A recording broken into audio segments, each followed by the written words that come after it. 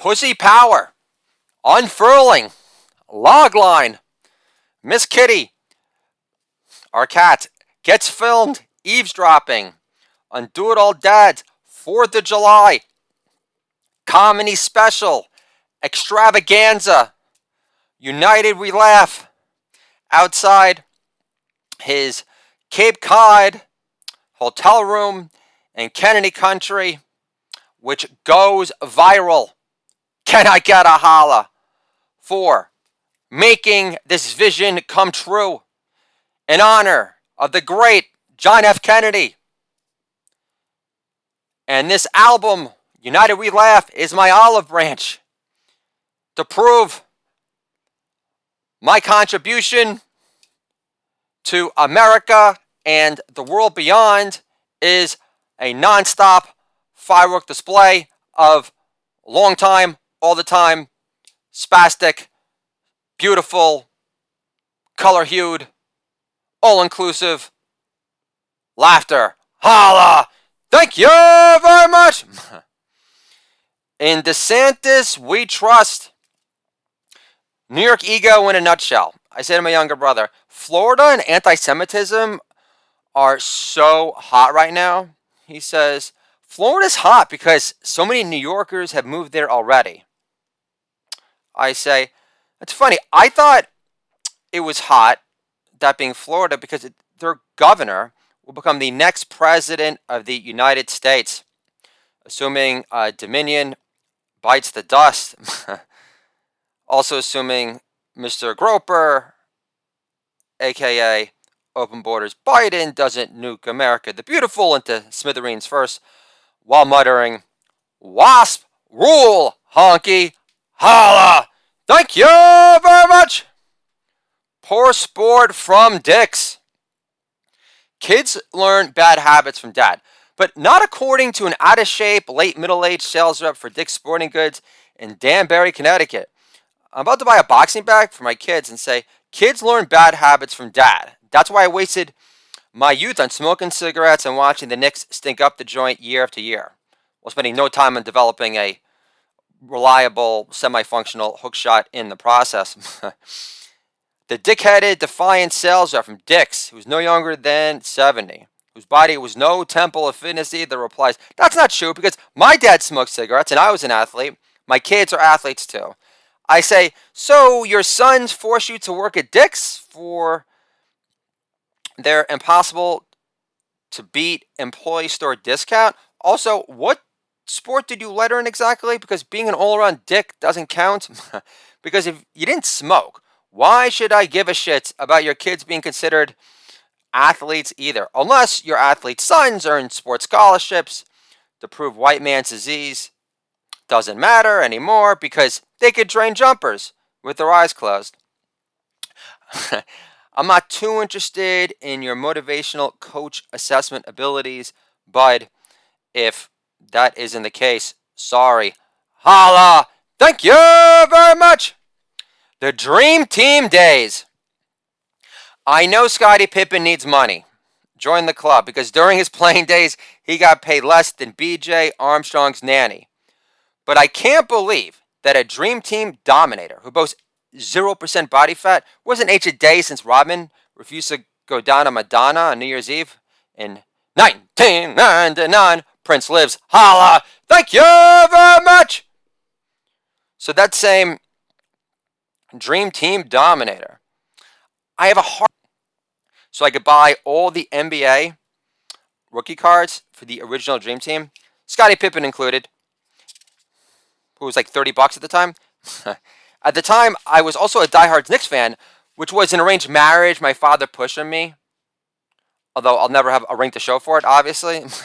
Back in the day, the Ewing-led Knicks at least competed in the playoffs, which offered plenty of thrills beyond my pubescent life shooter finally popping out of its holster as I bloomed under my Fruit of the Looms. Ronnie Dangerfield lives. Holla! Thank you very much!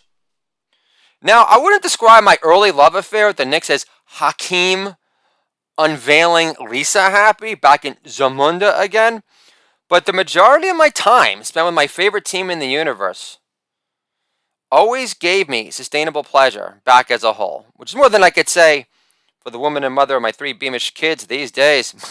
But the one constant as a kid, from my age of innocence, besides my dad trying to shit on my surging self-esteem whenever he had the shot, nothing's changed really, was the stud-hued play of Scottie Pippen. Whether it was a sweltering defense, giving off the impression he had an extra length tarantula arms growing out of his bony ass, leading the fast break like magic on Atkins, with dogged, breathless ease, or filling the lane to rip off the rim like a sober-minded, better-postured Shawn Kemp, who ran down the court with a slight hunch from impregnating half of Seattle, one drooled-over stuff at a time. Plus, the year Jordan played baseball, Pippen owned the Knicks at the Garden and should have advanced to the NBA Finals easy without that bullshit tap foul call against Hubert Davis, who got grazed from way downtown with no time left in the shot clock, who, from what I recall, was known for a slower cock release than Hunter Biden on bad coke. So knowing what a clutch co-MVP Pippen was on all those 6 championship Bulls teams, it infuriated me to learn on The Last Dance how Jordan gave him grief for postponing surgery 1 year because he was getting paid less than B.J. Armstrong's nanny. Still, Pippen's new natty dread hairdo and post-woke talk about Phil Jackson being a racist because he drew up a last-second shot play for Tony Kukoc because, God forbid, Croatian baller egos matter too, is stripping any allure left to pump up Scotty's ego any more than what's necessary for being the most grossly overlooked number 2 in my lifetime or the next. Yeah, I'm sure Phil Jackson's decision to give Tony Kukoc the final shot of a Scottie Pippen was racially motivated. Although he did shoot from a higher percentage from way downtown last time I checked, why wouldn't Scottie just admit Tony had a prettier, more reliable jumper? Let's also not act like the black man in this instance was known as a superior set jump shooter off the pick and roll compared to Europe's greatest imported jump shooter throughout the 90s outside of Drazen Petrovic, although Tony Kukoc wasn't nearly 6'11", so he had much clearer view of the hoop than Scottie or Drazen, and Pippen wasn't competing in a three-point contest back in the day against Tom Chambers either. Holla! Thank you very much! But what really annoys me about Pippen's makeover is him pushing a bourbon called Digits with the hand on the bottle as a logo. Shouldn't a bourbon called Digits have Scottie Pippen's plane number on it instead, or at least the cell phone of his smoking hot ex-wife Laura Pippen, just to piss her off for old time's sake? Look, based on her Instagram feed, you know she's begging for the extra attention. So she's not going to give you much lip over that development either. I'm just not feeling the extra large self ordering wild turkey neat with no ice like a wannabe Nick Nolte in the making. Obama's race-obsessed bullshit has ruined everything. Even the cocksure, quiet allure of the NBA's greatest number 2 of all time. My chest times 6. My English brother-in-law, who grew up in Australia, lighting fireworks outside the Delaware home he grew up in advance of July 4th, is weird. It's like part Indian, part Jamaican, part Canadian Kamala Harris lighting Kwanzaa candles at her suite at the Pierre in Manhattan yesterday to cause less stress on the power grid while flipping through the latest Ann Taylor catalog. Can I get a holla? More A+ Gemry, spoiling you rotten. JFK, I hate to quote the notorious anti-Semite Walt Disney, but it is a great quote. It does pertain to me. He says, laughter is our greatest export, and would like to be the official phrase of that franchise because I'm much easier in the eyes than edgeless Jim Gaffigan, obviously. Holla! Thank you very much! Brits lighting fireworks on America's turf blows, especially when they're part Australian too, never became citizens and have no way to light up an American girl's eyes at the bar. with Tom Petty blasting without flashing traces of his Aussie accent of yesteryear, which sounds less intrusive than English ones, but not nearly as prissy. Holla! Thank you very much! If my English brother-in-law became an American citizen by now and ditched the green card for good, fine. Blow off Jean-Paul Pierre's middle finger left to fireworks safety if you'd like. You also got married to a girl who owned a home already, so how much hard-earned independence are you celebrating exactly? I'm not much better, but at least I got books to sell and 3 kids who are more into me than mama as leverage. I'll never forget my English-born father-in-law showing up to our home for 4th of July one weekend wearing his Man City shirt, and I thought my mother-in-law was a prissy cunt about Trump beating Hillary too. Holla! Thank you very much! I love it how my wife describes my tone as nasty. And I'll say, just because I said over the speakerphone how the more you kids talk about the European Cup, the less I give a shit, doesn't mean I'm the one with unregulated hate issues. That would be your mother, babe, who acts high and mighty despite growing up in Manchester, who had to share a bucket for number 2s. The same queen who threw a butcher knife at your dad because she couldn't handle being a stay-at-home mom in Australia, funneling avocados the size of Babar's nutsack. Can I get a holla? For more jokes, Gen X dads understands and beyond. Holla!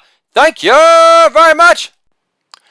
I can't get excited about anyone lighting fireworks this year unless a Bernie Mass party resumes in honor of my comedy record release, United We Laugh, soon after, drumming up excitement to see the New York skyline burst with over-the-top color would just strike me as not being inclusive enough. An ex-cop is running for mayor of New York City, and now his lead in the race is being questioned by last-minute computer glitches. When Dominion bites the dust, I'll celebrate the 4th again. Deal? And if you love England so fucking much, move back. Go fly the Delta strain skies. But you don't get to badmouth America if you don't care enough about becoming a citizen to vote, mate. Last, any Englishman who would have still voted for open borders Biden, aka Mr. Groper, should hide in a Birkin shame till they die. If I tweeted that truth bomb as an English citizen, I'd be arrested for hate speech. Hey, at least I can't get the Delta COVID strain from quarantine prisoners after they give me AIDS, after they're done stomping my big-headed Jew noggin to death. So maybe I'll take in some fireworks this 4th of July after all. I can still practice my freedom of speech on WordPress more than any British cuck, more than any British cuck on the BBC ever could, especially if they dare to call Meghan Markle nothing more than a royal pain in the ass, who's Kamala Harris with the SAG card. The cackling bitch is annoying for a reason, mate. God bless the USA again. Pretty please, Lord, with some extra booger sugar on top for Kid Rock. He's earned it. USA! USA! USA!